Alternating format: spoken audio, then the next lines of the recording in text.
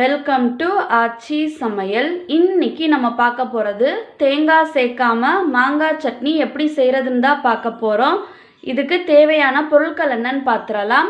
2 பெரிய வெங்காயம், 8 பச்சை மிளகாய், கொஞ்சம் போல் கருவேப்பிலை, 1 கைப்பிடி கொத்தமல்லி, கொஞ்சம் போல் மாங்காய், தேவையான அளவு உப்பு, 1 ஸ்பூன் கடலைப்பருப்பு, 1/2 ஸ்பூன் கடுகு, 1/2 ஸ்பூன் உளுத்தம் பருப்பு.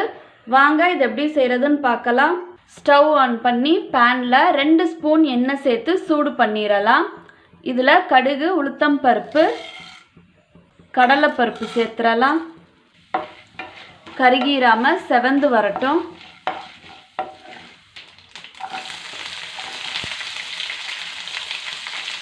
வெங்காயம், பச்சை மிளகாய், கருவேப்பிலை சேர்த்துடலாம்.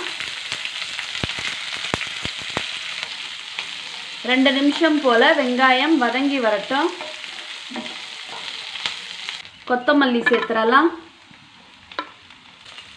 இந்த சட்னிக்கு தேவையான அளவு உப்பு கலந்து விட்டுட்டு ஸ்டவ் ஆஃப் பண்ணிடலாம். வதக்கி வச்சது நல்லா ஆறிடுச்சு. இது இருக்கட்டும். ஜாரில் நம்ம வச்சுருக்க மாங்காய் சேர்த்துடலாம். இதை 2 சுற்றி எடுத்துக்கலாம். இது கூட வதக்கி வச்சிருக்கதை சேர்த்துடலாம். இது கூட கொஞ்சம் போல தண்ணி சேர்த்து சட்னி பதத்துக்கு அரைச்செடுத்துக்கலாம். மாங்காய் சட்னி ரொம்ப சூப்பராக ரெடி ஆயிடுச்சு.